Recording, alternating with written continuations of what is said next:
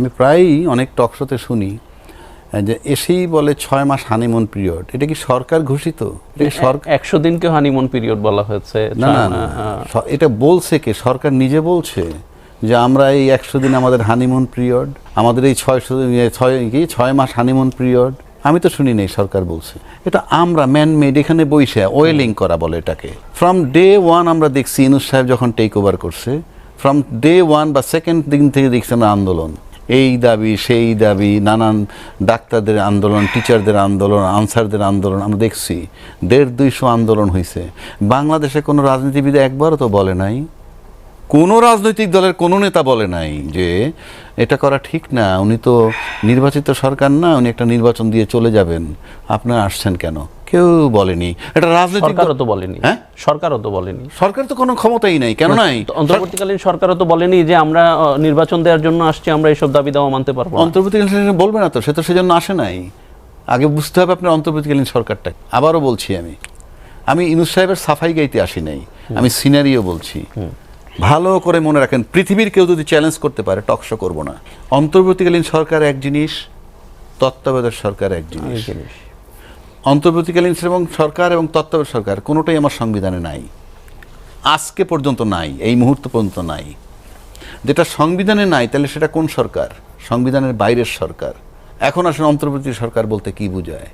অন্তর্বর্তী সরকার বলতে বোঝায় একটা সরকার চলে গেছে আর একটা সরকার আসবে, এর মাঝখানের যে পিরিয়ড, সে পূর্ণাঙ্গ সরকার। 3 দিন থাকলেও পরিপূর্ণ সরকার, 3 মাস থাকলেও পরিপূর্ণ, 18 মাস থাকলে, 18 বছর থাকলেও পরিপূর্ণ সরকার। অন্তর্বর্তীকালীন সময়টার জন্য এটা আমি ক্লিয়ার করে দিচ্ছি। আমি আবারও বলছি, কেউ যদি চ্যালেঞ্জ করতে পারে চ্যালেঞ্জ করুক। তত্ত্বাবধায়ক সরকার কোনটা? আসবেন, তার শর্ত হলো 3 মাসের মধ্যে নির্বাচন দিয়ে চলে যাবেন। এর আগে আমরা দেখছি তত্ত্বাবধায়ক সরকারের আদলে আইসা 111 করার পর কিন্তু 2 বছর ছিল, তাদের নাম কিন্তু অন্তর্বর্তীকালীন সরকার ছিল না, তত্ত্বাবধায়ক সরকার ছিল। তত্ত্বাবধায়ক সরকার ছিল, সেটা 2 বছর থেকে গেছে। কোনো কেউ আসে না, সেটা সংবিধানেও ছিল। না না, সংবিধানে ছিল তত্ত্বাবধায়ক সরকার 3 মাসের। হ্যাঁ, থাকলো তো 2 বছর। কেউ একটু শব্দ করেনি, কারণ মাঠে আর্মি ছিল এবং আর্মিটা ব্যাপকভাবে কাজ করেছে। এবারও তো আর্মি ছিল। হ্যাঁ, সেটাই বলতেছি। এই তো ভালো জায়গায় আসছেন। তখনও আর্মি ছিল ফখরুদ্দিন সাহেবের পাশে, ইউনূস সাহেবের পাশেও আর্মি ছিল। ফখরুদ্দিন সাহেবের জন্য মাটি থরথর করে কাঁপছে, ইউনূস সাহেবের বেলায় কাঁপে নাই। তার মানে কি? ওইটা ফাংশন করে নাই, ওই আর্মিটা ফাংশন করে নাই। ছিলাম, ফাংশন না করলে মার্সিডিজ গাড়ি স্টার্ট দিতেছেন, ইঞ্জিন স্টার্ট হয় না, কি করবেন? ওই একই আর্মি চিফ ছিল তো। একজন আর্মি চিফ ছিল ফখরুদ্দিনের পাশে, ইউনূস সাহেবের পাশে ছিল এই আরেকজন আর্মি চিফ, যিনি বলছিলেন আসিফ মাহমুদ সজীব ভুইয়ার ভাষায় যে আর্মি চিফ বলছেন বুকে পাথর বেঁধে মেনে নেওয়ার মানে হচ্ছে আমি মেনে নেই নাই। আপনাকে তো জিনিসগুলো বুঝতে হবে। তো আপনি যাকে মেনে নেন নাই তাকে কোঅপারেশন করবেন, এটা হয় পরিষ্কার। তো সেজন্য বললাম, কাজে এই যে 6 মাস হানিমুন পিরিয়ড অ্যাবসলিউটলি ফলস। যেহেতু সরকার ক্লেম করে না, আপনি বলছেন কেন? আপনি কেন বলবেন? কারণটা বলতে হবে তো আমাকে। তারপরে আপনারা যখন টেক ওভার করলেন, কোনো আন্দোলন নাই মাঠে। তাহলে ওই আন্দোলনগুলো কারা করছিল? একবারও কি আমরা গবেষণা করছি? কই, এখন তো কোনো আন্দোলন নাই। তো আন্দোলন যখন নাই, নির্বাচিত একটি সরকার আছে, তখন কি তখনকার আন্দোলন কি এসে বলছিল আপনি অনির্বাচিত সরকার চলে যান? আইসা তো দাবি দেওয়াই করছে। তারা কি দাবি দেওয়া করে নাই? তারা কি বলছে আপনি অনির্বাচিত সরকার সরে যান? তা তো বলে নাই। কাজে নির্বাচিত সরকার, অনির্বাচিত সরকার তাদের কাছে কি? তাদের কাছে দাবি দেওয়া, যে ফুলফিল করবে করে। সুতরাং ইটস এ বুলশিট। আপনি সরকার যেটা বলে না সেটা আমরা এখানে সাফাই গাই। 6 মাস হানিমুন পিরিয়ড, আপনি কে এটাকে দেওয়ার? 6 মাস কি রাষ্ট্র বসে থাকবে? 6 মাস কি বেতন নেওয়া বন্ধ? 6 মাস কি এমপি সাহেবের তার সুবিধা নেওয়া বন্ধ? তা হানিমুন পিরিয়ড কি? তো 6 মাস পার্লামেন্টই চালায়েন না, হানিমুন করেন। আপনি প্রতিশ্রুতি দিয়ে গেলেন পার্লামেন্টে গিয়ে, প্রথম দফায় যে কাজ করার কথা ছিল সংস্কার নিয়ে, সংস্কার কিংবা সেটাই বানাইলেন সংশোধন, অথচ আপনাদের 31 দফায় লেখা সংস্কার লেখা। আমি তো বানায় বলতেছি না। আপনার 31 দফার ভিতরে আছে পৃথক সচিবালয় থাকবে বিচার বিভাগের জন্য। সেই পৃথক সচিবালয় ইউনূস সাহেব করলেন, আর আপনার আইসে এটা বন্ধ করে দিলেন, বাতিল করে দিলেন। বাংলাদেশে প্রথম, এটা ইতিহাস থাকবে। এখন এই মুহূর্তে আপনি হয়তো নগদ মজা নিতেছেন, বাট ইতিহাস থাকবেই যে স্বাধীন বিচার বিভাগের জন্য একটা স্বাধীন সচিবালয় হয়েছিল। হ্যাঁ, সেটাকে বর্তমান সরকার বন্ধ করে দিয়েছে। এই ইতিহাস আপনি মুছতে পারবেন না। যেমনিভাবে ওই যে ৩২ নম্বর ভাঙার যে ইতিহাস, যেটা অন্যায় করা হয়েছে বলে, ওটা যেমন মুছবে না, জুলাই আন্দোলনের ইতিহাস যেমন মুছবে না, ৭১ যেমন মুছবে না, একইভাবে এটাও মুছবে না। সেকেন্ড আসেন, তাহলে প্রতিশ্রুতি আপনার ভেস্তে গেল কেন? যে আপনি তো কোনো টাচই করলেন না। 6 মাস বয়স হয়ে গেল, আপনি সংবিধানে হাতই দেন নাই, দিচ্ছেন না, যেই জায়গায় পইরে আছে রাষ্ট্র সেই জায়গায়। তাহলে আপনি কি করলেন? এটা সরকার কি পুরনো পথেই হাঁটছে? হাঁটাহাঁটি পরে সরকারের সেই গার্ডস আছে কিনা, সেই সাহস আছে কিনা, কিংবা চান কিনা। আপনি আজকে রাষ্ট্রপতি নির্বাচন করে ফেললেন সংবিধানের দোহাই দিয়ে। 24শে জুলাই সম্ভবত পদত্যাগ করছিলেন। তারপরে 24শে আগস্ট 1 মাস হয়, মেয়াদ হইল 9 মাস, 3 মাসের মধ্যে নির্বাচন করার। আপনি 1 মাসের মধ্যে নির্বাচন করে ফেললেন। কেন করছেন? একবারও কি গবেষণা করছেন? কারণ আপনাদের সংবিধান সংশোধন করার প্রস্তাব আছে তৃতীয় অধিবেশনে কমিটি বানাবেন। কমিটি বানাইছেন, বিরোধী দল থেকে চাইতেছেন, বিরোধী দল থেকে নাম দেয় নাই। নাম দিলেই কি আর না দিলেই কি? বিরোধী দল যদি নাম দেয় আর তারপরে গিয়ে বলে এই সংস্কার করবে, তাদের যেটি ইচ্ছা। কিন্তু প্রশ্ন হচ্ছে আটকায় রয়েছে একটা জায়গায়। কারণ ওই যে ৭০ অনুচ্ছেদ, সেই ৭০ অনুচ্ছেদ নিয়ে বলা হয়েছে, বিএনপি বলছে যে অর্থ বিল এবং অনাস্থা এই দুইটা জায়গায় দলের বাইরে ভোট দিতে পারবে না, এছাড়া বাকি সব তারা ছেড়ে দিবে যদি সংবিধান সংস্কার হয়। হ্যাঁ, সংস্কার না সংশোধন হয়, এরা সংশোধনে গেছে। তো যদি সংশোধনের ইয়েটা যায় তারা নেক্সট অধিবেশনে এবং প্রেসিডেন্ট নির্বাচন আগে, প্রথমেই যদি বিরোধী দল বলে যে আপনি এটা সংশোধন করেন, সে আটকা পড়ে গেছে। কারণ ওইটা নোট অফ ডিসেন্ট নাই, ওইটা সে রাজি হয়েছে। তা রাজি যদি হয় আর একটু সংশোধনের পরে যদি নির্বাচন হয়, গ্যারান্টি কি যে তাদের যে মনোনীত প্রার্থী তিনি সব ভোট পাবেন? ওই কারণে এটা করে নিছে। এটা আমার নিজস্ব গবেষণা, নাহলে আর কোনো কারণ নাই। তা নাহলে আপনি 90 দিন টাইম, আপনি এত তড়িঘড়ি করে সংসদও চলে না, সংসদে আপনি একটা ভোট কেন্দ্র বানাইছেন। এইটা তো ভোট কেন্দ্র বানাইছেন আপনি, এটা কি অধিবেশন? আপনার ভোট কেন্দ্র বানাইছেন। আপনি তো ইলেকশন আরেক জায়গায় করতে পারেন, নির্বাচন কমিশন আরেকটা সেন্টারেও করতে পারতো। কথার কথা বলছি, এমপিরাই গিয়ে ভোট দিত, কিন্তু আপনি সংসদে বানাইছেন ভোট কেন্দ্র। এবং ওইটার কারণে, সে কারণে বললাম এই 6 মাস যে আপনি হানিমুন পিরিয়ড বলতেন না, কোনো হানিমুন নাই। তারা তো যা করার করে নিতেছে, যেটা যেটা করা দরকার, যেটা তার স্বার্থ সিদ্ধি হয়, দলের স্বার্থের জন্য। ইয়েস। এইবার আসেন, নির্বাচনের আগের প্রতিশ্রুতি কি ছিল? আপনারা সবাই জানেন, বলছে নির্বাচিত সরকার আসলে দেশে কোনো সংকট থাকবে না। যিনি আজকে রাষ্ট্রপতি হয়েছেন উনি বলছেন। আপনি নির্বাচন করলেন, সংকট কই? চলে গেছে। আচ্ছা, তাহলে আপনি প্রতিশ্রুতি কি ছিল? কি বলে আপনার আইন শৃঙ্খলা পরিস্থিতি আপনারা জানেন, আমার বানায় বলা লাগবে না। এই আবহাওয়ায় থাকেন, এমন না যে আপনি প্যারিস থেকে ফ্লাইটে আসছেন, অনুষ্ঠান করে আবার প্যারিস চলে যাবেন। এই আবহাওয়ায় আপনি থাকেন না, তা আমার তো বলা লাগবে না। আমার টিভিতে চিৎকার করে বলার কি আছে যে আইন শৃঙ্খলা পরিস্থিতি উন্নতি হয়েছে কিংবা হয় নাই, মবের উন্নতি হয়েছে কিংবা হয় নাই? এটা আমার বলার কি আছে? কি আমি বলবো কেন? প্রত্যেকটা লোক টের পাচ্ছে। আসেন বিদ্যুৎ গ্যাস সংকট, আপনি বিদ্যুৎ গ্যাস সংকট থাকতেই পারে, সংকট থাকতে পারে। একটু ট্রান্সপারেন্সি দরকার। মানুষ কিন্তু একটু ট্রান্সপারেন্সি চায়। এমন 2-1 উপদেষ্টা হেলাল ভাইরা কোত্থেকে ধরে নিয়ে নিয়োগ দিচ্ছে। একজন উপদেষ্টা বলে এই বিদ্যুৎ সংকট নিয়ে বিদ্যুতের দাম বাড়ছে। আচ্ছা, জনগণের তো ভাই কষ্ট হয় বাড়লে, এটা তো হেলাল ভাই এডমিট করবে। কিন্তু উপদেষ্টা যখন বলে বিদ্যুৎ বিল বাড়ছে তো কি হয়েছে, টাকাটা যেটা সরকার নেবে এটা তো দেশের মধ্যেই থাকবে, দেশের বাইরে তো যাচ্ছে না। ভাই এই রাইটটা আপনাকে কে দিছে? জনগণকে চুইছে পয়সাটা আপনার বাসায় রাইখে দিবেন, এই রাইটটা আপনাকে কে দিছে? কোথায় পাইছেন এই জ্ঞান? কোথায় পাইছেন এই মেধা? তারা তো টকশোতে আসে না, এখন আসে একা, একতরফা বলে যাবে। আসেন না, আলোচক হিসেবে আসেন। কষ্ট থেকে বলছি আমি, এখানে কোনো প্রেম নাই।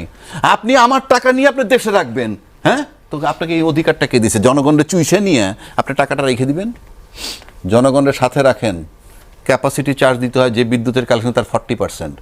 জনগণরে যেমন একজন বাণিজ্য মন্ত্রী বলেন, বিদ্যুৎ মন্ত্রী বলেন, অমুক মন্ত্রী বলেন, বলে দেয় 6 মাস নাই, হবে না, 1 বছর, 2 বছর টাইম লাগবে।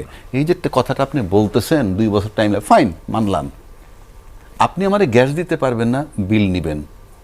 আমি দায়িত্ব নিয়ে বলছি, গ্যাস আসেন আপনি, বিল কিন্তু পুরাটাই 1080 টাকা। বিদ্যুৎ বিল আপনি আসে যায়, রেট বাড়েছেন প্রচুর। আচ্ছা, এখন ধরেন গ্যাস বিলে আমি থাকি, মানে চিন্তা করেন আমি ধরেন গ্যাস বিল দিতে পারতে মানে গ্যাস পাচ্ছিই না একেবারে, তো আমি পাচ্ছিই না, আমি ডিটারমাইন্ড বিল দিব না। আপনি সর্বোচ্চ কী করবেন, আমার লাইনটা কেটে দিবেন, মেনে নিলাম আমার গ্যাস নাই, বিল দিব না, লাইন কেটে দিবেন, ফাইন, নো প্রবলেম। বিদ্যুৎ পাচ্ছি না, বিল দিলাম না, লাইনটা কেটে দিলেন, ফাইন। আপনি চলবেন কেমনে? সরকার চলবে কিভাবে? আপনি বলতে সরকার, আপনি কিভাবে চলবেন এইটা আপনাকে ভাবতে, ওই সোকল্ড উপদেষ্টার ইয়েতে আপনি চললেন না, they are damaging you, I am telling you. তারপরে আসেন, বিদ্যুৎ বিল নিয়ে আপনি 40% ক্যাপাসিটি চার্জ দিবেন, জনগণ আপনার সাথে থাকবে না, বরং জনগণের সাথে রাইকে জনগণের যেমন বলেন 2 বছর অপেক্ষা করতে হবে, সিনায় বল থাকলে বলে দেন ক্যাপাসিটি চার্জ আমি 2 বছর দিব না, আমার জনগণ নিয়ে থাকতে হবে। বাংলাদেশ প্রথম মানে এই না খালি বাংলাদেশের এই ভূখণ্ডটা থাকবে, জনগণ থাকতে হবে। তো বাংলাদেশ প্রথম মানে বাংলাদেশের জনগণ প্রথম। আপনি বলেন না ক্যাপাসিটি চার্জ 2 বছর দিবেন না, সমস্ত জনগণ আপনার সাথে থাকবে, হোক সে আওয়ামী লীগের, হোক সে জামাতের, হোক সে বিএনপি, তো আছেই সব জনগণ যদি সাথে থাকে বাংলাদেশে, আপনি কোন রাজ্য থেকে কে আইসে কে কী করবেন, কেন করতে পারবেন না সেটাও বলে দিচ্ছি। সরকার ভয় পায় কিনা আমি জানি না, একটা স্বাধীন ভূখণ্ড পৃথিবীর কেউ নাই এখন খেয়ে ফেলে, এখানে আপনি অনাচার অবিচার উস্কাইতে পারবেন। আপনি বাংলাদেশে কিছু করবেন, আমেরিকা বসে থাকবে না। আপনি বাংলাদেশে কিছু বলবেন, চায়না বসে থাকবে না। চায়না আমেরিকা দুয়ে মিলে দেশটাকে খাবেন, ইন্ডিয়া বসে থাকবে না। কারণ জিও পলিটিক্সের কারণে ইট ইজ ভেরি ইম্পর্ট্যান্ট একটা জায়গা বাংলাদেশ। সুতরাং ওই সমস্ত ভয়বাদ, আমি মাননীয় প্রধানমন্ত্রীকে বলবো, আপনি জাস্ট জনগণের সাথে থাকেন, বিদ্যুৎ ক্যাপাসিটি বিল দিবেন না আপনি 2 বছর, জনগণ আপনার সাথে থাকবে। অসংখ্য ধন্যবাদ আবু হানা রাজ্জাকী ভাই। আসতে চাই আজিলুর হেলাল ভাই, সংসদ সদস্য বিএনপি। দর্শক আমাদের মাঝে এসে উপস্থিত হয়েছেন, আলোচনা শুরু করতে চাই এই মুহূর্তে ওইটি নিয়েই।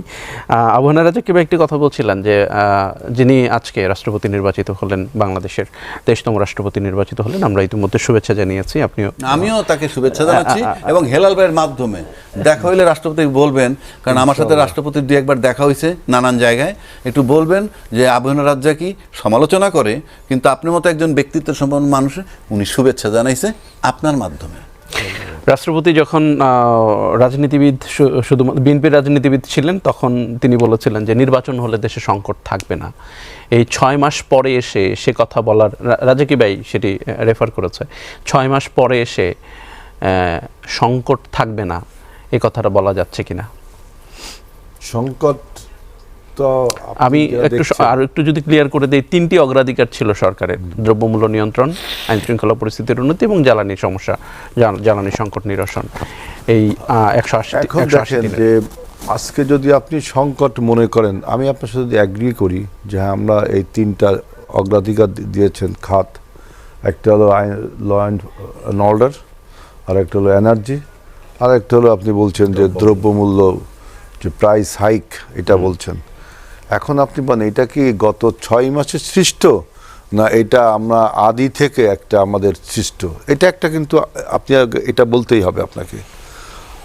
আমাদের এই যে সংকটটা যে আমরা ইনহেরিটিক্যালি উত্তরাধিকার সূত্রে প্রাপ্ত, এখন আমরা হলো 6 মাস, এই 6 মাসে আমরা এই সমস্যাটাকে কতটুকু সমাধান করতে পারতাম, সেটা বলতে কতটুকু সমাধান করতে পেরেছেন, এবং এটারও একটা দলিল থাকা দরকার যে কতটুকু সমস্যা আসলে আপনারা পেয়েছেন, সরকার সেটি নির্দিষ্ট করতে পেরেছে। এখন আমি এক এক করে বলি, দেখেন ল অ্যান্ড অর্ডার সিচুয়েশন গত 17 বছরে যেমন ছিল, ইভেন দো ডক্টর ইউনূস সরকারের আপনার 12ই জানুয়ারি পর্যন্ত যেমন ছিল, আপনি কি তার থেকে কিছুটা উন্নতি দেখতে পাচ্ছেন না? যে এখন তো রাজনৈতিক হয়রানিমূলক মামলা হয় না, আমরা কি মান্নানদের বিরুদ্ধে মামলা দিচ্ছি, যে আমরা কি পুলিশ বাদী হয়ে কোনো মামলা করছে, আপনার কি বাক স্বাধীনতা? আমার কাছে 6 মাসের একটু তথ্য আছে ভাই, কথা বললেন। আমি একটু 6 মাসের আইন শৃঙ্খলার যে তথ্য, খুব বেশি তথ্য নাই, সামান্য তথ্য আপনাকে যদি দেই। খুনের ঘটনা এই গত 6 মাসে 1789টি নথিভুক্ত হয়েছে থানায়, তার মধ্যে গত 6 মাসের তুলনায় 9টি বেশি। নারী ও শিশু নির্যাতনের ঘটনা ঘটেছে 11,165টি, যেটি গত 6 মাসের তুলনায় 1,075টি বেশি।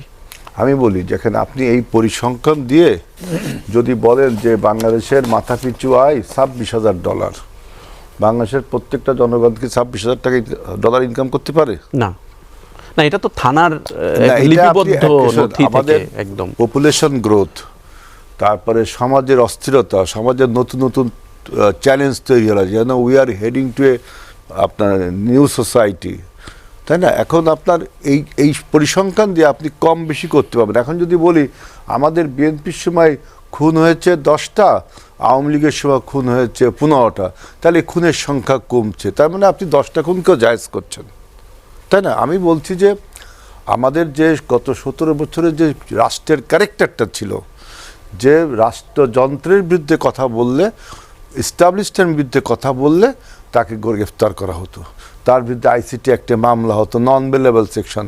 এই যে রাজ্জাকি ভাই যত সুন্দর কথা বলছেন, ভ্যালিয়েন্টলি কথা বলছেন, আই ডু রেসপেক্ট, আমরা টকশোতে কথা বলছি। হ্যাঁ কথা বলছেন, এটা তো ছিল না। তাহলে আপনি গত 6 মাসে অন্তত আপনি এইটুকু উন্নতি করেছেন।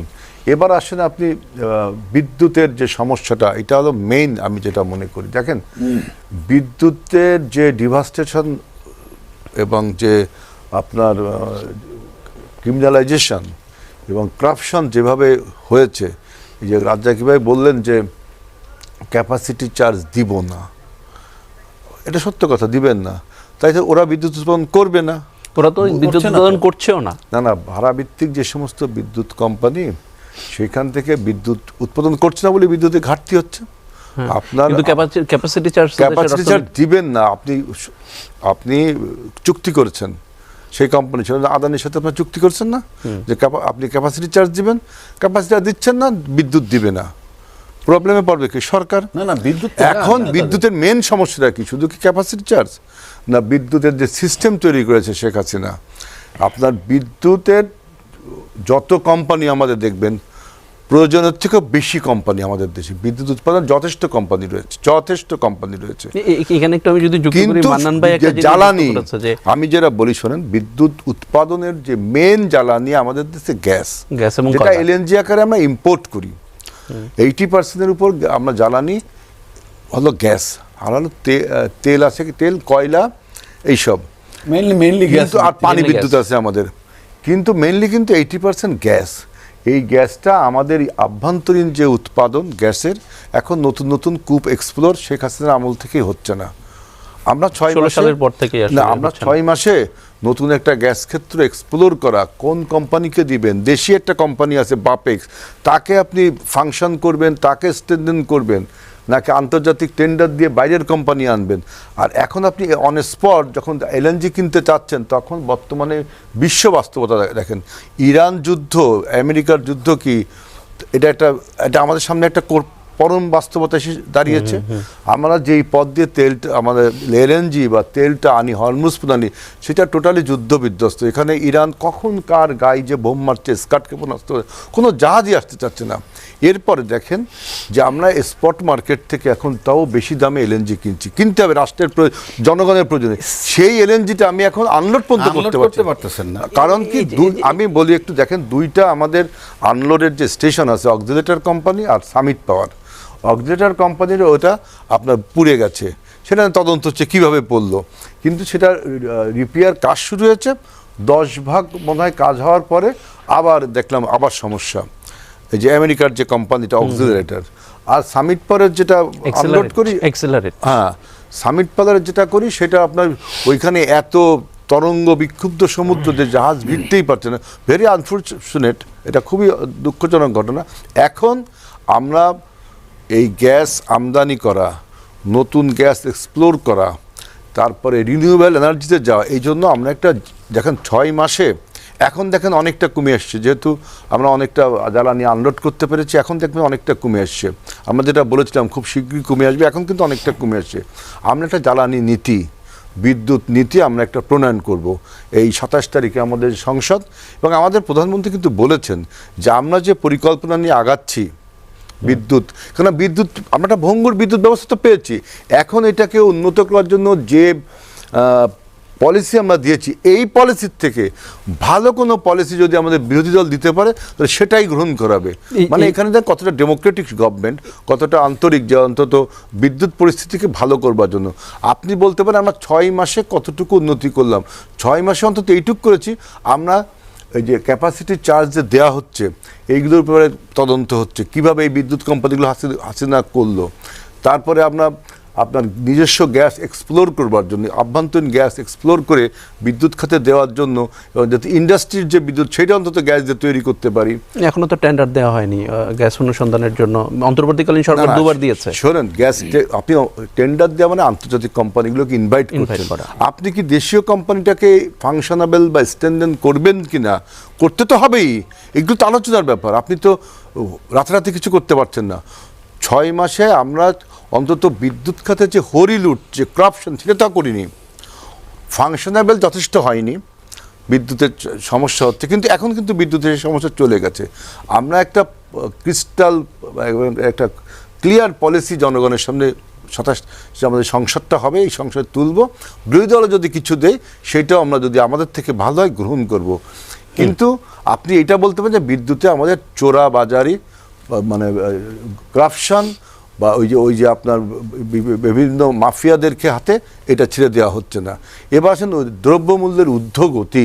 আপনি বলেন যে এই গত রমজান বা ঈদটা গেল, দ্রব্যমূল্য কিন্তু ঊর্ধ্বগতি আমরা করতে দিইনি, ঊর্ধ্বগতি হয়নি। কিন্তু আপনার যেটা ছিল যে সিন্ডিকেট, দ্রব্যমূল্য ইম্পোর্টের ক্ষেত্রে, বাজারজাতকরণ ক্ষেত্রে, সিন্ডিকেটটা কি এখন আছে? বরং সিন্ডিকেট নেই আমাদের এখন। কিন্তু দ্রব্যমূল্যের দাম তো কমছে না, সবজির বাজারে গেলে 100 টাকার কমে কোনো সবজি নাই, সয়াবিনের দাম বাড়ছে।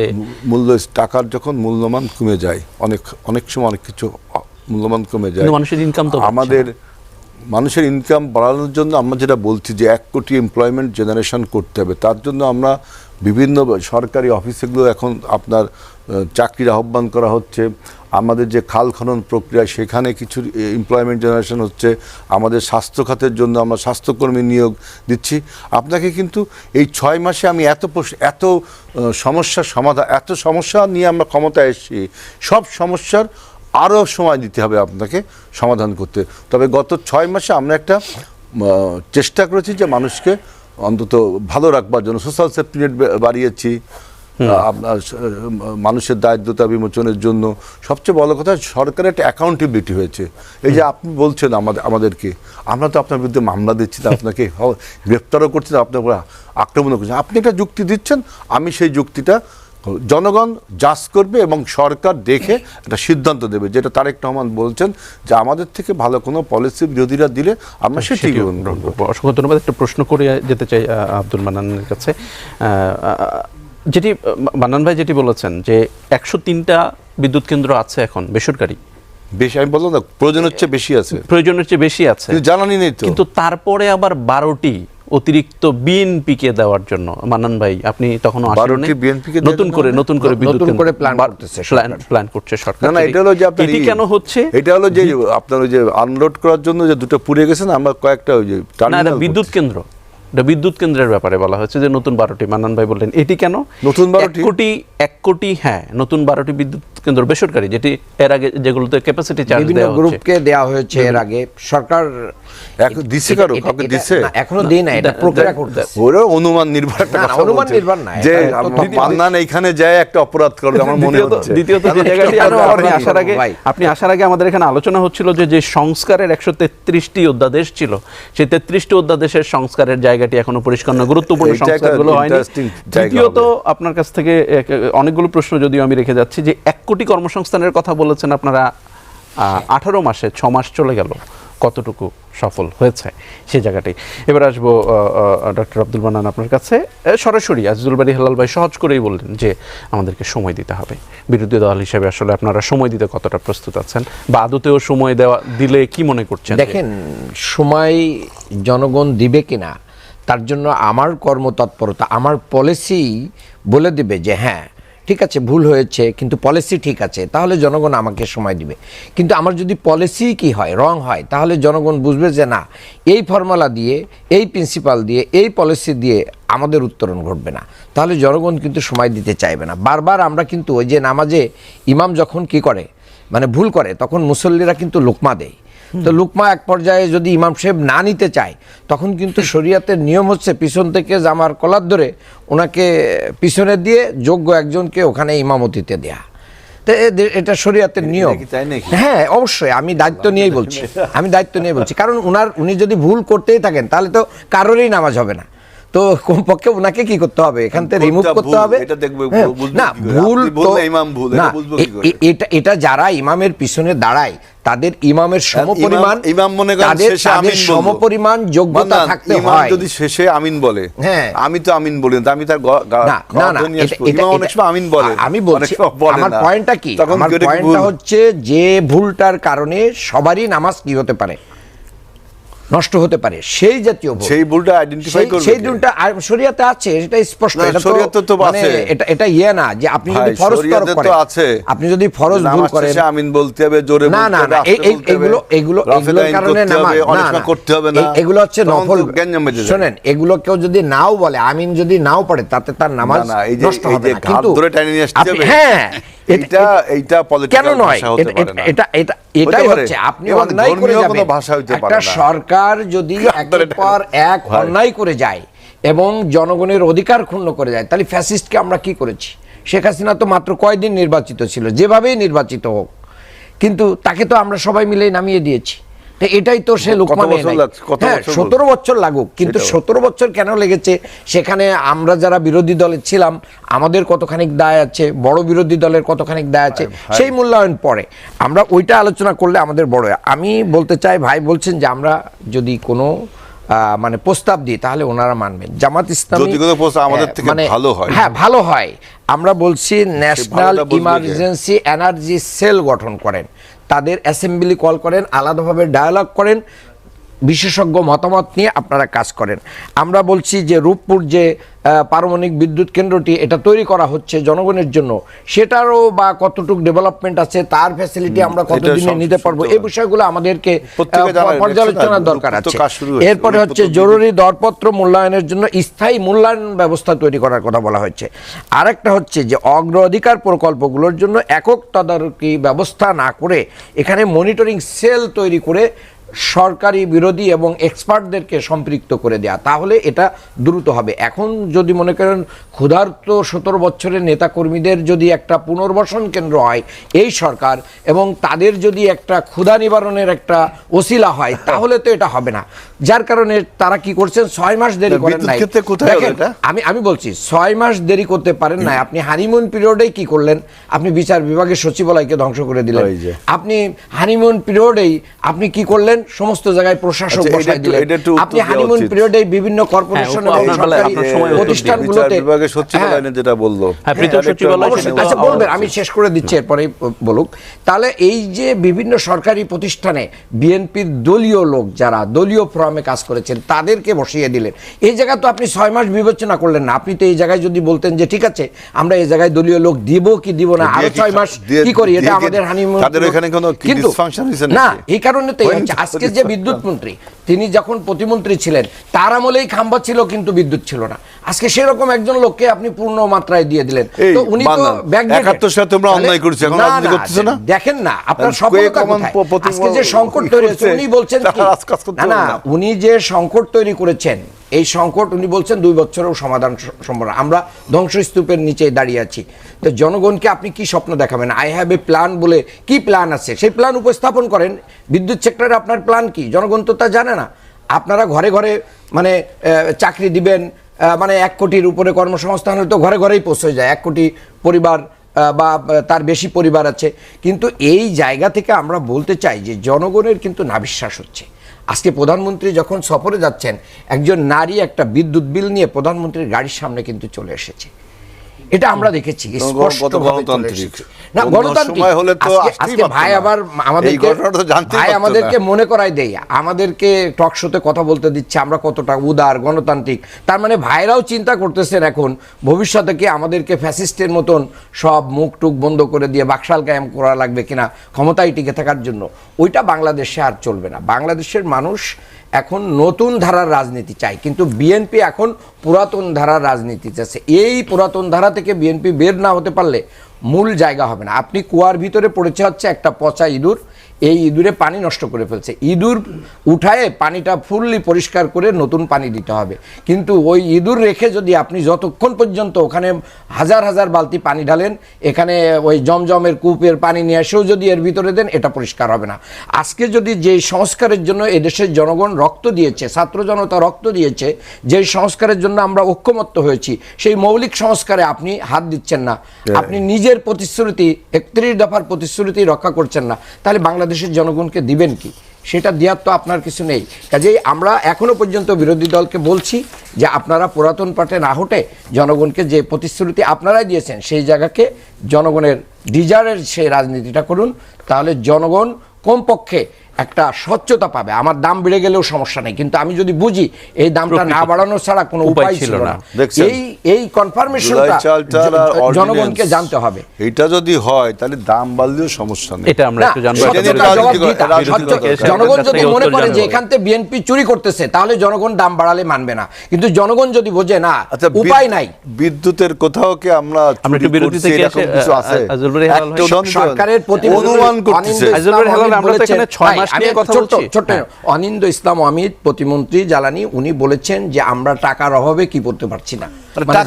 সবাই জানে, হ্যাঁ ঠিক আছে, কিন্তু চাঁদাবাজি তো বন্ধ হচ্ছে না। হাজার হাজার জায়গায় চাঁদাবাজি করে বিএনপির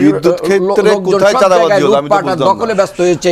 সেই লুটেরাদেরকে আবার ব্যাংক ফিরে দেওয়ার ব্যবস্থা হচ্ছে, তাদের জ্বালানি খাত তাদের হাতে তুলে দেওয়ার ব্যবস্থা সংশোধন হয়ে গেছে। সেই জায়গাগুলো লুটেরাদের ব্যাংক ফিরিয়ে দেওয়ার সেইটি আবার সংশোধন হয়েছে। আবু হেনা রাজ্জাকি, আপনার কাছে উত্তরাধিকার সূত্রে পাওয়া সমস্যা, যেই সমস্যাগুলোর কথা আমরা বলছি, সরকার অগ্রাধিকার দিয়েছে এই 6 মাসের জন্য 3টি বিষয়ের কথা আমরা বলছি বড় আকারের: জ্বালানি সমস্যা, আইনশৃঙ্খলা পরিস্থিতি, দ্রব্যমূল্যের ঊর্ধ্বগতি। এই ইস্যুগুলো উত্তরাধিকার সূত্রে পাওয়া আজিজুল বারী হেলাল ভাই বলছেন, এবং সরকার চেষ্টা করছে এগুলো যতটা মিটিগেট করা যায়। প্রথমত আমি এই ক্ষেত্রে বলবো, হেলাল ভাইয়ের কাছে প্রশ্ন রাখি, যদি শেখ হাসিনা 15 বছর চালায় গেল, মাঝখানে প্রায় 18 মাস 19 মাস ইউনূস সরকার, তারপরে 6 মাস এই সরকার। তো এই সরকারের হেলাল ভাইদের কাছে যদি প্রশ্ন করি যে এই 6 মাসের বিদ্যুৎ গ্যাসের যে অবস্থাটা আর ইউনূস সাহেবের 18 মাসের বিদ্যুৎ গ্যাসের যে অবস্থাটা এক কিনা, কোনো সন্দেহ নাই যে ইউনূস সাহেবের 18 মাসে এর চেয়ে ভালো ছিল। সেও তো রিসিভ করছে, ডাইরেক্ট রিসিভ তো করছে সে। উত্তরাধিকার সূত্রে যদি রিসিভ করে থাকে, শেখ হাসিনার পর ইমিডিয়েটলি টেক ওভার করলো ইউনূস সাহেব, এবং 18 মাস উনি কাটাইছেন। এই 18 মাসে কিন্তু আমি নিশ্চিত করে বলছি এই সংকট হয়নি।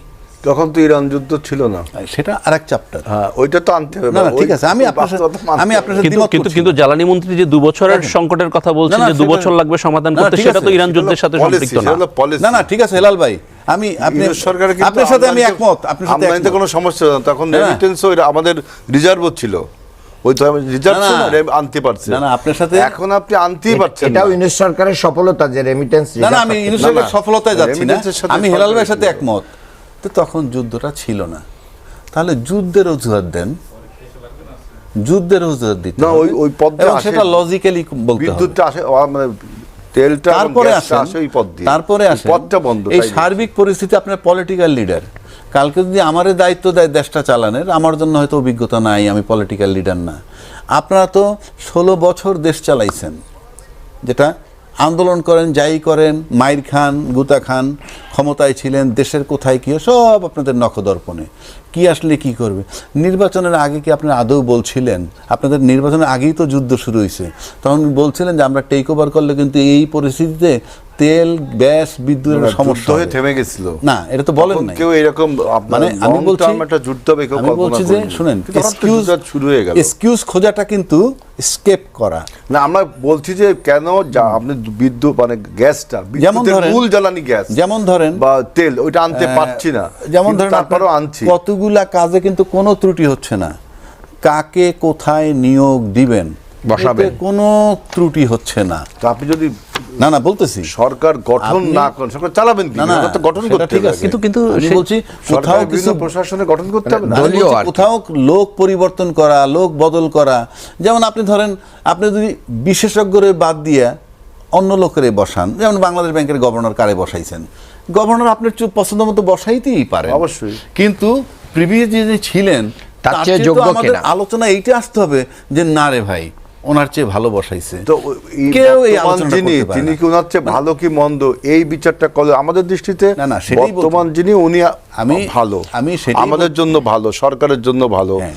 আর এইখানে আগের জনগণের জন্য ভালো আপনার না। সরকারের জন্য ভালো। আরে ভাই, সরকারের জন্য জনগণের ভালো। সরকার ক্ষমতায়, জনগণের জন্য ভালো না এই কথা বলে, সরকারটা তো বিএনপির জনগণের জন্য ভালো। না, না। আরে ভাই, বিএনপি সরকার কি জনগণের সরকার না? জনগণ ভোট না, দিয়ে আমরা সরকার বলতে বানাইছে? পারতেছি না, আমি বলি। কথাবার্তা তো ঠিক করে বলতে না, হবে। না, ঠিক কেন আছে ভাই, এটা তো ওইটা আমি বলি। 51 যেমন আমরা ধরো বাংলাদেশের ইতিহাস ব্রেক আচ্ছা, শুনেন, করেছে বাংলাদেশ আমরা যেমন ব্যাংকের গভর্নর সংসদে নিয়োগ দুইটা নিয়ে। অধিবেশন করলাম, দুইটা অধিবেশন আমাদের কি আলোচনা হয়েছে বলেন তো? অনেক কিছু আলোচনা। স্বাধীনতার পক্ষ শক্তিকে, বিপক্ষ না, না, শক্তিকে, বিদ্যুৎ নিয়ে আলোচনা হয়েছে, গুপ্ত, গ্যাস নিয়ে আলোচনা সুপ্ত, হয়েছে, এই নিয়ে হচ্ছে জুলাই প্রথম চার্টার, অধিবেশন। অর্ডিন্যান্স, প্রথম অধিবেশনে আলাপ হয়েছে এইগুলা, তার সাথে কিছু অর্ডিন্যান্সে আইনে রূপান্তর করছেন। কোনগুলা যেটা বেসিক কোনো চেঞ্জ হয় এইরকম গুলা সবই পেন্ডিং রাখছেন আপনারা। কি? মানবাধিকার কমিশন আইন, দুদক কমিশন আইন, তারপরে কি এই গুম অধ্যাদেশ আইন ইত্যাদি ইত্যাদি। এখন আপনি বলতে পারেন, আমরা অনেকেই বলছে যে এগুলা পাশ করে না কেন, কি আবার গুম করবে?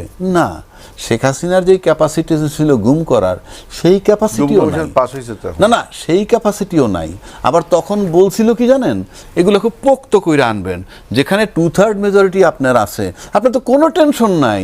সকালে একটা আইন করবেন, বিকালে এটা সংশোধন করবেন, পরদিন সকালে আরও সংশোধন করবেন, তারপর দিন আরও মজবুত করবেন।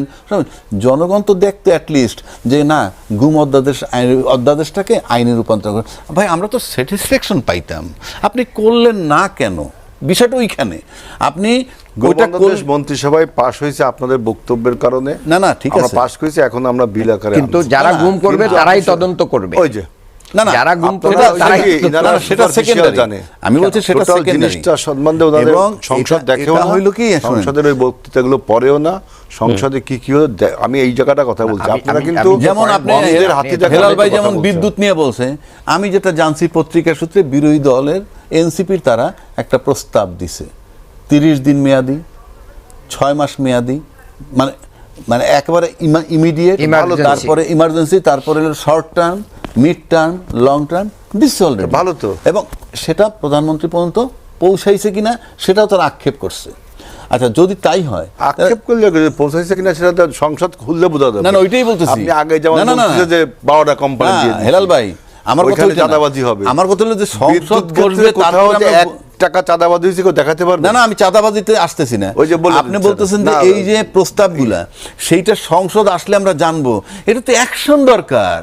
আমার তো সংসদ আসলে বলবে এরা এই প্রস্তাব দিয়েছে, আমরা জানলাম, মানে ডাক্তার এখন আশীর্বাদ সিদ্ধান্ত করবেই নিব। রোগী মারা গেল। বিষয়টা কিরকম, যে একটা লোক সড়ক দুর্ঘটনায় মারাত্মক আহত হয়েছে, ব্লিডিং হচ্ছে, আমরা 4 জন বসে ডিসাইড করতেছি, আচ্ছা কোন হাসপাতালে নিব, কোনটায় পয়সা কম লাগবে, বিষয়টা কোনটায় কিন্তু এরকম ডাক্তার না, ভালো, কি ভাই? আমরা কাতরাইতেছি। বিদ্যুতের আমার গ্যাস অবস্থা- নাই, বিদ্যুৎ নাই, প্রস্তাব দিছে, ইউনূসের প্রস্তাবের কাজ অবস্থা- শুরু হবে। ডক্টর- আমরাই বলি হেলাল ভাই, ইউনূস আমরা হচ্ছে খারাপ আমি নেই। বলি একটা আপনি অনেক আজকের অবস্থা ছাত্র দেখেন। দেখেন, আমি বলি আমারটা শেষ করি। দুই- অনেক তিন ছাত্র আছে সমস্যা কিরকম, হেলাল ভাই, একটু, যেমন আহ, আপনার রাজীব ছেলে ভাই, লেখাপড়া করতেছে, আপনি একটু আপনি যদি দেখেন যে আপনার ছেলেটা মনোযোগের সাথে লেখাপড়া করতেছে, কোনো ঘাটতি নাই, কমতি নাই, তারপর যদি রেজাল্ট খারাপ করে, আপনার স্যাটিসফ্যাকশন পাবেন। সেটা কি, যে না, আমার ছেলে চেষ্টা করছে, আমি দেখছি ফলাফল খারাপ হয়েছে। আমরা তো সেই চেষ্টাটা দেখছি না। আপনি 2 বছরের টাইম চাওয়ার মানেই হচ্ছেই, আমরা তো আমাদের রাজনীতিবিদদেরকে চিনি, রাজনীতিবিদদের সবচেয়ে বড় অ্যাডভান্টেজটা কি জানেন? শেষ কথা বলতে কিছু নাই। আপনি দেখেন, এবং রাজনীতিবিদরা প্রতিশ্রুতি ভঙ্গ করলে কর্মীরা কিন্তু কোনো মাইন্ড করে না। কেন মাইন্ড করে না? আমি শুধু এটা বিএনপি আসলে ক্ষমতায় তা না, কালকে জামাত ক্ষমতা আসলে একই জিনিস হবে, আওয়ামী লীগ ক্ষমতা আসলে একই জিনিস হবে। কারণ রাজনীতিবিদরা ক্ষমতা আসলে কি হয়, কর্মী থাকে চাঙ্গা, 1, 2 তার মাঠে তার ক্ষমতা দেখানোর জন্য কর্মীকে শেল্টার দিতে হয়, 3 তারা সচ্ছলতায় অটোমেটিক সচ্ছল হয়। এই চাঁদাবাজি করে কি না ওইটা আমি বলবো না, আমার কাছে তো চাঁদা নিতে আসে নাই কেউ, বা আমি আমার সামনে দেখিও নাই যে অমুকে চাঁদা, বাট আমি নিশ্চিত করে বলে দিচ্ছি তারা সচ্ছল হয়। কিভাবে হয়? কিভাবে হয়? কিভাবে হয়? আপনার কোনো তার কোনো কর্মসংস্থান হয় না, এটাও হেলাল ভাই সচ্ছল উত্তর হয়ে দিবেন যায় নিশ্চয়ই। কিভাবে? এই যে সচ্ছল হয় যারা, সচ্ছল হলে গেলে মাঠে তোরা থাকিস, ঝামেলা হলে দেখিস, 1 দুই, সমস্ত রাজনৈতিক দল ক্ষমতাসীন হয়, ক্ষমতায় গিয়ে প্রশাসন নিয়ে, প্রশাসন ছাড়া জাস্ট জিরো, নো হিরো। কেন বলছি? আওয়ামী লীগ যে 15 বছর ক্ষমতায় ছিল, হিরো ছিল কিভাবে? প্রশাসন, জাস্ট প্রশাসন। পতন হইল কিভাবে? যখন প্রশাসন এসে হাত মিলায় জনতার সাথে। আজকে ওই 17 বছর বিএনপি জামাত রাস্তায় রাস্তায় ঘুরছেন, আপনার শক্তি কই? আজকে আওয়ামী লীগের কোটি কোটি কর্মী দেশে আছে, তার শক্তি কই? কারণ প্রশাসন নাই। যেটা আমি বলছিলাম যে শেখ হাসিনা 15 বছর দেশে রাজত্ব করছে প্রশাসন নিয়ে, প্রশাসনের লোকগুলো হইল তাদের কাছে ইসরায়েল, আর দেশের জনগণ হইল ফিলিস্তিন। আজকে যারা ক্ষমতায় আছেন তাদের কাছে প্রশাসনের লোকগুলো ইসরায়েল, আমরা সাধারণ জনগণ ফিলিস্তিন। কেন বলছি কথাটা? আপনার টাকা নাই, হেলাল ভাইও বলবে টাকা নাই, আমিও বলি টাকা নাই, আমি ক্যাপাসিটি চার্জ দিতে পারছি না, ওভার চার্জ দিতেছি বিদ্যুৎ বিলে। আপনি যে পে স্কেল দিচ্ছেন 100 থেকে 140 ভাগ বাড়াচ্ছেন, আপনি 18 কোটি লোকের তোর চুষবেন এটার জন্যে। তো 18 কোটি লোকের চুষবেন, 18 লক্ষ লোকের সুবিধা দিবেন, মানে ফিলিস্তিনদের চুষবেন, ইসরায়েলের সুবিধা দিবেন। এই সরকার তো আমরা চাই না। We want a change. এবং যে চেঞ্জটা আমরা চাইছিলাম, উই ওয়ান্ট এ চেঞ্জ, এখান থেকেই শুরু করতে চাই, আসতে চাই আজল গড়ি আলমের কাছ থেকে।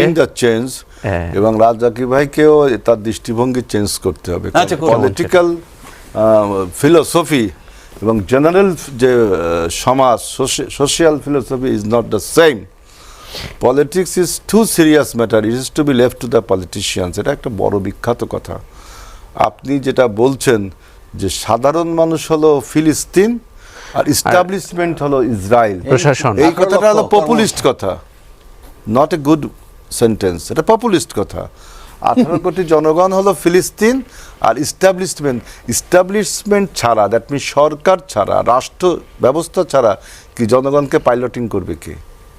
এই জন্যই তো দেশে দেশে রাষ্ট্রের ধারণা হয়েছে, দেশে দেশে সরকারের ধারণা হয়েছে, রাজনীতি একটা অপরিহার্য অংশ হয়ে গেছে। আপনি যদি রাজনীতিকে এইভাবে ইগনোর করতে না, না, না, আন্ডারমাইন থেকে আপনি কি চাচ্ছেন? হেলাল ভাই একটু যোগ করি, এটা অরাজনৈতিক, না না একটু যোগ করি ভাই, ডক্টর আমি আমার ইউনূস ভাই একটু যোগ করি। অরাজনৈতিক আমরা সরকার যেটা বলছি সেটা কি জানেন? আপনার ফিলোসফি মানে 18 কোটি লোকের কাছ থেকে আপনি চুষবেন, না না, এই 18 লক্ষ লোকের ভাগ্য পরিবর্তনের জন্য, জনগণের জন্য কি ভাবলাম? পৃথিবীর কোন দেশের লোক ট্যাক্স দেন আপনি তাই বলেন? না না, জনগণের জন্য ভাবলাম। ট্যাক্স দেওয়া কি চুষবেন বলবেন?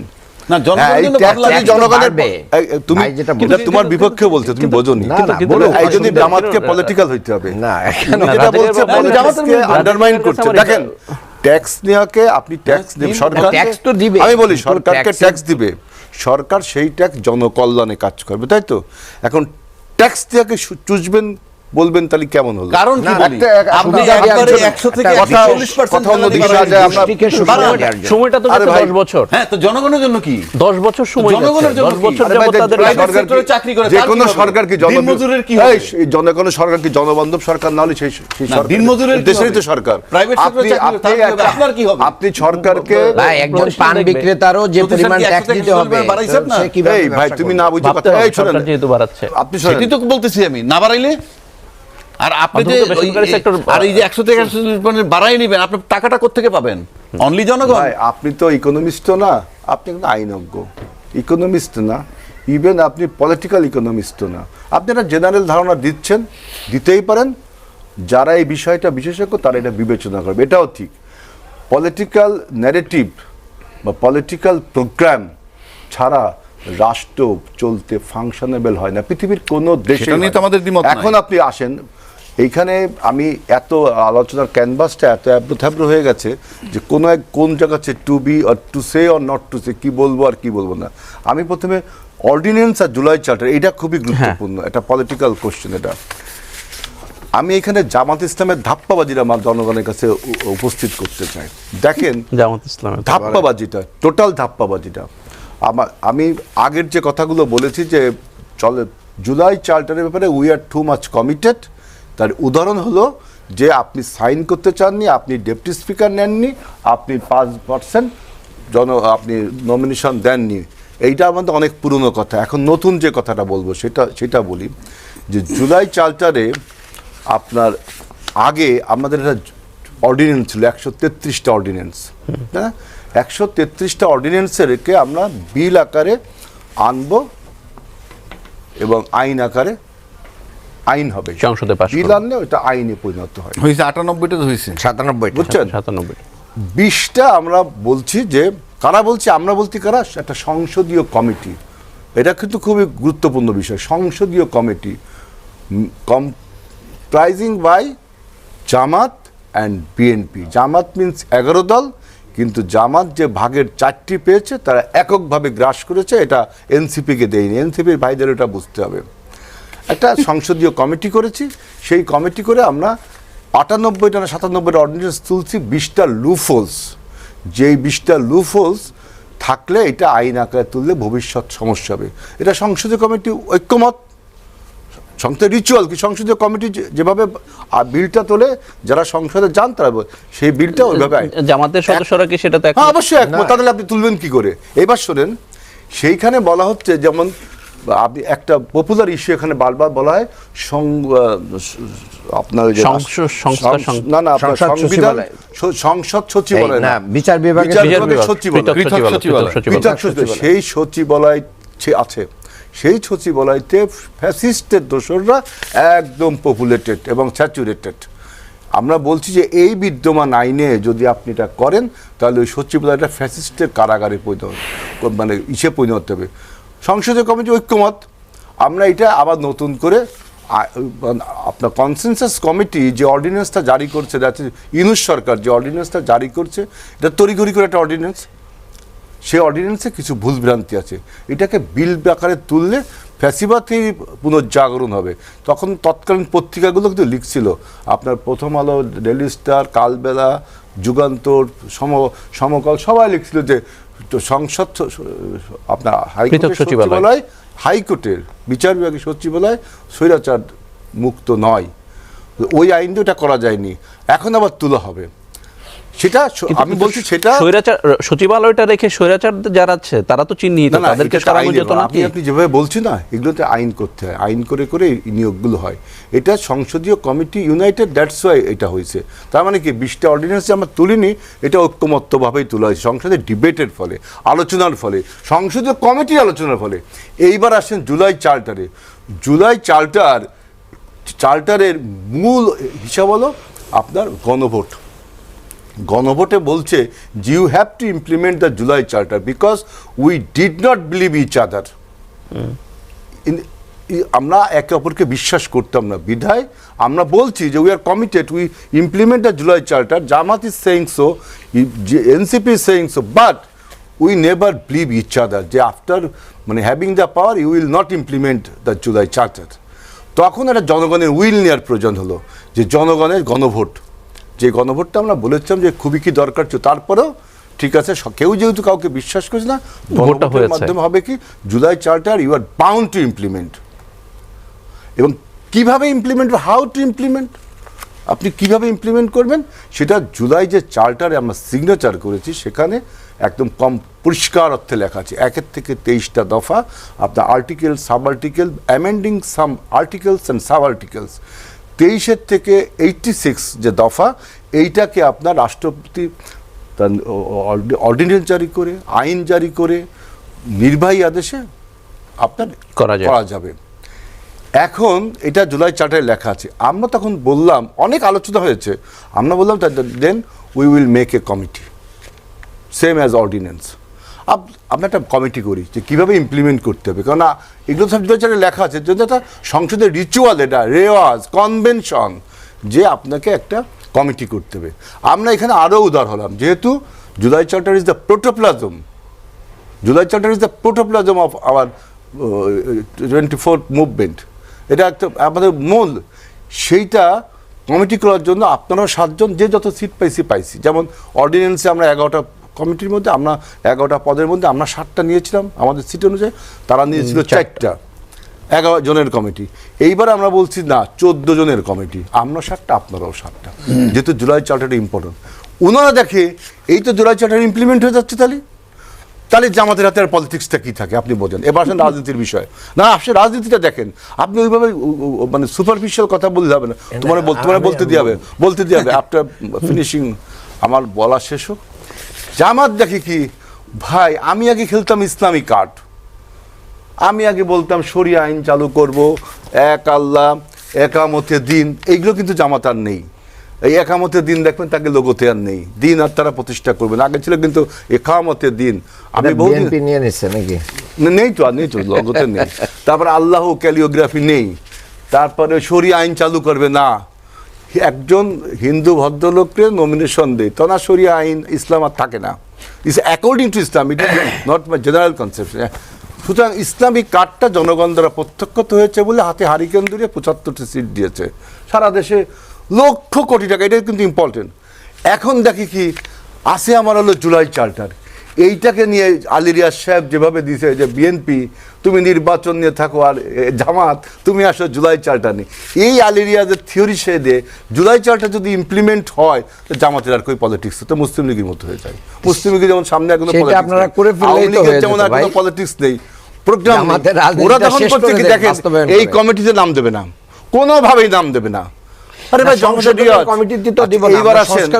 এইবার আসেন একটু চাঁদাবাজি নিয়ে কথা বলি, আর 2 মিনিট সময়, চাঁদাবাজি নিয়ে কথা, 1 মিনিটের মধ্যে একটু শেষ, চাঁদাবাজি নিয়ে কথা বলি, বিরতিতে যাব। এই যে নির্বাচনে যে টাকার খেলা এবার জামাত দেখালো, আরডিএস প্রকল্প ইসলামী ব্যাংকে 22,000 কোটি টাকা আপনার 12ই ফেব্রুয়ারির আগে ব্যাংক থেকে তুলে এই টাকাটা কোথায় ব্যয় করেছে? বাংলাদেশ ব্যাংক যখন এটা তদন্ত করছে তখন ওনারা গ্রাহক আন্দোলন করে। আপনি শুনেছেন ব্যাংকের চেয়ারম্যান চেঞ্জে যদি গ্রাহক আন্দোলন হয়? এই 22,000 কোটি টাকার হিসাব যখন চাওয়া হচ্ছে যে ইসলামের নাম ধারণ করে ব্যাংকের টাকা লুটপাট করলেন, 22,000 কোটি টাকা আরডিএস রুরাল ডেভেলপমেন্ট স্কিমকে কোথায় ব্যয় করলেন? আর এখন কি হয়েছে জানেন? এখন বাংলাদেশের বিভিন্ন জায়গায় জামাতের বিভিন্ন নেতা কর্মী, শিবিরের নেতা কর্মীরা জনগণের কাছে যে বলছে, মানে আননোন থেকে টেলিফোন দিচ্ছে, অমুক জায়গায় কন্ট্রাক্টাইতে অমুক অমুক এত টাকা দিতে হবে। এখন পরের দিনই আবার জামাতের নেতারা তখন ফিজিক্যালি যাচ্ছে, যা বলছে তোমার কাছে এরকম ঠেট করেছে আমরা শুনেছি, এখন তো আর কিছু হবে না, ওইসব বিএনপির পান্ডা অমুকের পান্ডা। ওই লোক দেখে কিরে ভাই, তাই তো এখন তো আর কেউ ঠেট করে না। এই যে চিপা বুদ্ধি, এই যে জায়গাটা নিয়ে আমরা এই জায়গাটা নিয়ে ডাক্তার আব্দুল মান্নানের সাথে কথা বলবো। মানে উদর পিণ্ডে বুদর ঘরে দুইটি জায়গায় এসছে ডাক্তার আব্দুল মান্নান, আপনারা দুটি জায়গায় যায় জামাতের ধাপ্পাবাজিটা ধরে ফেলেছে বিএনপি, এবং সেই জায়গা থেকে আপনি কি বলবেন? এবং জুলাই চার্টার নিয়ে আসলে কি এখন আপনারা যখন এখানে যে হেলাল ভাই অনেক বক্তব্য দিচ্ছেন, তো আমি খুব অল্পের ভিতরে ওনার উত্তর দেবো। একটা হচ্ছে যে আমাদের রাজনীতিটা ওনারা শেষ করে দিক, এটা বাস্তবায়ন করে দিক, পাশ করে দিক। আমরা যেভাবে চাচ্ছি আমাদের রাজনীতিটা ওনারা শেষ করে পাশ করে দিলেই তো হয়ে যায়। তা ওনারা তো সেটা পাশ করবেন না, তার মানে ওই পাশ করলে ওনাদের অসুবিধা আছে। প্রধানমন্ত্রীর 10 বছর, তারপরে প্রেসিডেন্ট প্রধানমন্ত্রীর মানে ক্ষমতার ভারসাম্য, তারপরে হচ্ছে একই ব্যক্তি দলীয় ব্যক্তি কি হবে না, মানে প্রধানমন্ত্রী এবং দলীয় প্রধান হবে না। এই যে অনেকগুলো জায়গায় ওনাদের রাজনীতিই থাকে না। আর এই যে উনি বললেন যেটা, সেটার উত্তর ওনাদের স্বরাষ্ট্রমন্ত্রী সালাউদ্দিন সাহেবই সংসদে দিয়েছেন যে আমরা সে সময় সব কিছু মেনে নিয়েছিলাম যদি নির্বাচনটা না হয়। এই জন্য জনগণের সাথে প্রতারণা করেছে জুলাই নিয়ে বিএনপি। এই গণভোটের মাধ্যম দিয়ে এটা সংশোধন করতে হবে, এটার প্রথম প্রস্তাবক সালাউদ্দিন সাহেব এবং বিএনপি। কাজেই সেই গণভোটকে অস্বীকার করে এবং গণভোটের রায়কে পদদলিত করে আজকে বিএনপি সংশোধনীতে চলে গেছে, সংস্কারে আর নাই। অর্থাৎ নিজেরা সংস্কারের রূপরেখা 31 দফার ভিতরে প্রথম দফাই হচ্ছে সংস্কার, অথচ সেখান থেকে বিএনপি সরে গেছে। কাজেই বিএনপির আগামী দিনে যে সংস্কার জুলাই সনদে আছে, এই সংস্কার যদি হয় তাহলে বিএনপির দলীয় রাজনীতির আমূল পরিবর্তন ঘটাইতে হবে। কিন্তু আপনারা যে অভিযোগটা করেছেন যে আপনারা কমিটিতে লোক দিচ্ছেন না কেন? বিএনপি আগামী দিনে দেশ পরিচালনা না দল পরিচালনারও সুযোগ পাবে না। কারণ হচ্ছে ওই যে দুর্নীতি অন্যায় অবিচারের যে সুযোগ, যে ফাঁকফোকর, ওইগুলো যদি বন্ধ হয়ে যায় তাহলে বিএনপির তো কর্মী খুঁজে পাবে না। কারণ ওইটা দিয়েই তো মানে ওই দখল, ওই চাঁদা, ওই সিস্টেমটা ডেভেলপ করেই তো একটা দল চলে, সেটার মাধ্যম দিয়ে। এরপরে উনি যেটা বলেছেন, উনার দলের একজন লোক আজকেই রায়পুরে, লক্ষ্মীপুর রায়পুরে আমি আরডিএস প্রকল্প বলছি, আমি চ্যালেঞ্জ করলাম, আপনারা 6 মাস ক্ষমতা আছেন, আমি চ্যালেঞ্জ করলাম মুস্তাকুর রহমান, এখন উনি খারাপ হয়ে গেছেন, আমি চ্যালেঞ্জ করলাম, এখন উনি খারাপ হয়ে গেছেন। হেলাল ভাই আমি চ্যালেঞ্জ করছি, আপনারা ক্ষমতা আছেন, বাংলাদেশ ব্যাংক আপনাদের এই ইসলামী ব্যাংকে আচ্ছা, আপনারা তদন্ত হচ্ছে প্রশাসক তো। বসাইছেন, আপনারা যদি প্রমাণ করতে পারেন, জনগণের সামনে গ্রাহক দিয়ে উপস্থাপন আন্দোলন করেন, করছে। খালি ভেক একটা সংবাদ দিলে হবে না, আপনি প্রমাণ করে দেন। এটা আপনি 10 বছর 15 বছরের আর মানে আরডিএস এর সমস্ত হিসাব নিকাশ, এটা ব্যাংকের নিয়ম রয়েছে। এই 17 বছর ব্যাংকটাকে কিভাবে লুটপাট করে কারা চালিয়েছিল, এটা জামাত ইসলাম চালিয়েছে। কাজেই আপনারা হয়তো সেই এস আলমের সাথে ব্যারিস্টারকে জানেন? ভাগাভাগিতে যে কোথাও কম পড়েছে কিনা, ওই এস আলমের পদ বন্ধ হয়ে যাচ্ছে, জামাতের ব্যারিস্টার এই জন্য আপনারা যে শাহরিয়ার। কথাগুলো বলছেন, শাহরিয়ার ভাই, এই জায়গাটা 1000 টাকা নোট নিয়ে খুবই- ঘুরো না, হলো এই যে দেখেন, টাকা এর 1000 টাকা শোনেন, নিয়ে ঘুরলো না, টাকার ইলেকশনের বস্তা নিয়ে সময়। আপনাদের এবং এনি ভাই কত লক্ষ্মীপুরে লোক যখন টাকা ধরা ধরা পড়েছে, পড়ছে। টাকার বস্তা নিয়ে, সেগুলো তো আপনারা মানে অস্বীকার করতে RDS পারেন না। প্রকল্পের টাকা কাজেই কিন্তু ওই 1000 টাকা নোটটা। জনগণ জানে কারা চাঁদাবাজি করে, কারা দখলবাজি, এটা জনগণের কাছে স্পষ্ট। এখন এই আজকে লক্ষ্মীপুরে, জনগণ আজকে বিএনপির ভোট দিল লক্ষ্মীপুরের কেন? রায়পুরে উনার দলীয় একজন লোক বক্তব্য দিয়েছে মাদকের বিরুদ্ধে, বলছে রায়পুরে বিএনপি জিতছে তো। জামাত মাদক খায়ও না, বেচেও না, ব্যবসাও করে না। আর আমলিগ তো হাওয়া হয়ে গেছে, দেশে নাই, তাহলে এই মাদকের ব্যবসা করে কারা? বক্তব্য দিচ্ছে, স্পষ্ট ভিডিও আছে, বলছে তালি ভাই তোমরা ভালো হয়ে যাও, আমরা কিন্তু জিরো টলারেন্সে আছি। তার মানে কি প্রমাণিত হলো? অসংখ্য আমাদের ধন্যবাদ, সংসদে সরকার zero tolerance। ঈশ্বরচন্দ্র রায় এটি একটা বক্তব্য ইতিবাচক। দিয়েছে, বদি চলে গেছে, কিন্তু ওখানের ইয়াবা ব্যবসা এবং মাদক ব্যবসা বন্ধ হয় নাই। তাহলে বিকল্প বদি বিএনপির ভিতরেই তৈরি হচ্ছে। তারা কারা সেগুলো তো ইন্ডিকেশন আছে। কাজেই আমি মনে অসংখ্য করি আর আরডিএস নিয়ে যেটা আমি বলেছি, যে আরডিএস নিয়ে ওনাদেরকে ওপেন চ্যালেঞ্জ দিলাম, ক্ষমতায় আছেন, সবকিছু আপনারা প্রমাণ করে দেখান জনগণের সামনে। আমাদের তদন্ত এটা হচ্ছে তো, অপরাধ, তদন্ত করে আপনারা প্রমাণ করে দেখান। বরঞ্চ এস আলমের সাথে এটার ভাগ নিয়ে আপনারা অনেক বেশি তৎপর আছেন।